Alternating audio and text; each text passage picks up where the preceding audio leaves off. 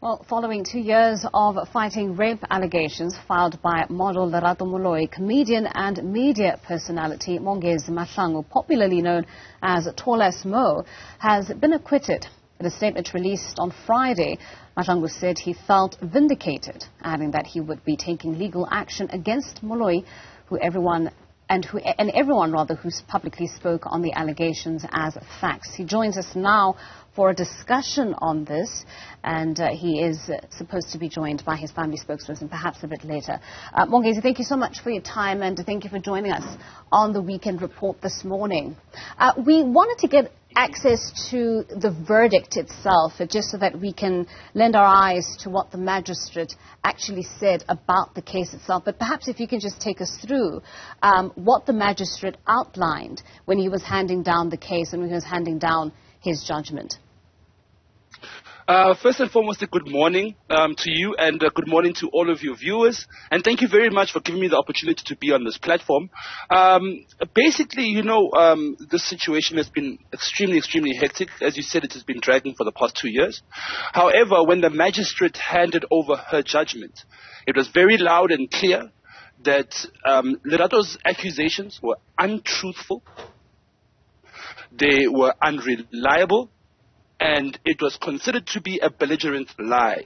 So it was extremely, I can only imagine how it felt for, other real rape victims to hear a judge or a magistrate say such a thing about someone who has come out with very strong and serious allegations only just to make money and to get fame. That's what the court found, and it's yeah. Well, all right, we'll get to the last statement about fame and the ascertaining of money out of this particular court battle. But let's take a few steps back and sort of contextualize how everything happened. The rape allegations came out, and they were made quite publicly, and they were followed quite closely by the hashtag I believe Lerato Moloi. Just talk to us about those particular days. And the experience, and how you and your family obviously had to navigate the public's opinion on the allegations themselves and how they were unfolding. First and foremost, when Lerato Moloi dropped the tweet claiming that Prosper, DJ Pepsi and his friends, including myself, have raped her, it literally destroyed and changed my life within a matter of 24 hours. Within 48 hours, I was already cancelled on all the television shows that I was on. I was cancelled from all of the comedy performances that I was due to do. And at the same time, I had lost major brand endorsements, and lost a lot of confidence from my fans, from the people who I make laugh every day, from the people who I make happy every day. It really put such a heavy toll on my wife and on my family, because as you all know, my family is not a private family. All of us in my family, my wife and my 3 children, are television personalities. We are reality show stars, like in a sense that none of the stuff that we do for television is fabricated or is scripted, but it is our real day-to-day lives. And for people to then attack me on social media, calling me a rapist, calling me a sexual abuser, without any proof whatsoever, without me standing my day in court. They investigated me for 2.5 years. The NPA was warned and told multiple times that you don't have a case against this person, because clearly you can see, based on the evidence brought forth to the court, that this is a fabricated story and there's no evidence to it. So now, I want people to also understand, and you to understand, that I did not just win the case based on the fact that there was a lack of evidence. She claimed I raped her in 2014, but only opened the case in 2018. And she had her own so-called statements from the people who were with me in the house of MasterChef in 2014. And all of them gave their statements towards the incident that never occurred. And at the same time, I had given proof and evidence to the court in terms of my alibi, as she had claimed I'd raped on the 18th of March, on the 18th of March 2014. However, on the 18th of March 2014, I was not anywhere near her. I was not present at the MasterChef house. Neither was I anywhere close to Lerato Moloi. So the thing that really pains my heart here is that me waking up in the morning and discovering that I'm a rapist out of nowhere, not having done anything. I was silenced for that 2.5 years. I never had the opportunity to speak. Lerato Moloi was brought onto this newsroom channel. And she had the right to speak about me and call me a rapist on live television. On live television, in front of the whole world to see, in front of the whole world to hear. Mongezi, I was never then... Yes? I'd like to come in here. Sorry. If I'm sorry, I'm a bit emotional, and this is not what my spokesperson wants me to be. Sorry about that. I think that's fine, because we are trying to get to your story on the very same platform. I do want to just talk about what the, I suppose, the judgment has, the fallout from the judgment, right? It has sparked quite the debate on the topic of, rape culture in South Africa.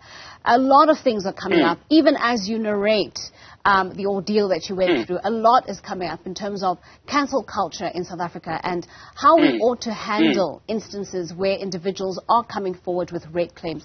We had a very interesting conversation with Advocate Brenda Madumisa earlier, talking about the scourge of GBV and femicide in this country, and when victims are allowed to be believed. It almost seems as though victims always have to go through high ropes and high walls and obstacles to actually get someone to believe their claim.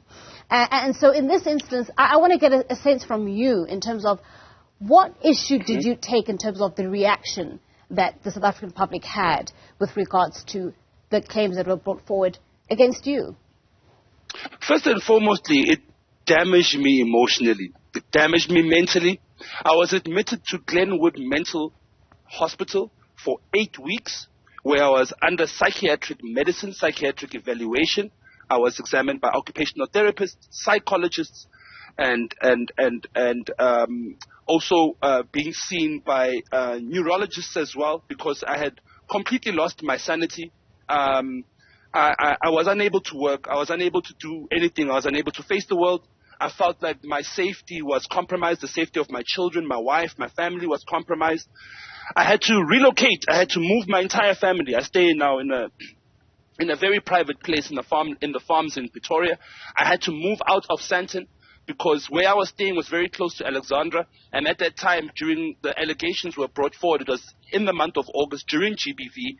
And people felt like they want to take mob justice on me, that they wanted to apprehend me and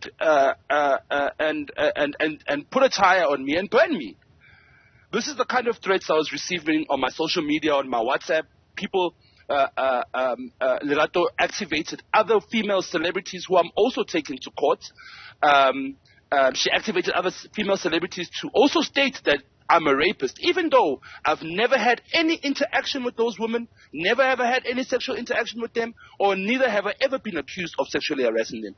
So this was just a pure and blatant attack on my life. So being tried by the court of public opinion nearly damaged your life, is the sense that I'm getting correct. From what you're telling us.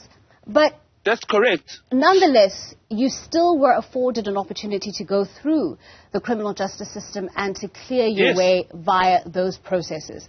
Talk to us about that experience, because there is something to be shared in terms of why it's important to allow due process in instances like this to be followed.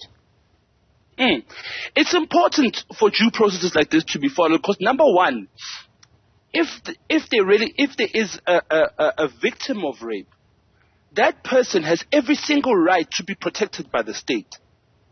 And that person has every single right to come out with the claim and state that they've been raped. But they also need to know and understand that this thing needs to be proven in the court of law.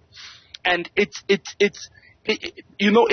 so many things that the NPA would do to make sure that they prove you guilty in the court of law, from DNA tests to surveillance to polygamy tests to, there's so many different things that I had gone through to kind of get myself out of this situation, out of this mess. I paid an immense amount of legal fees.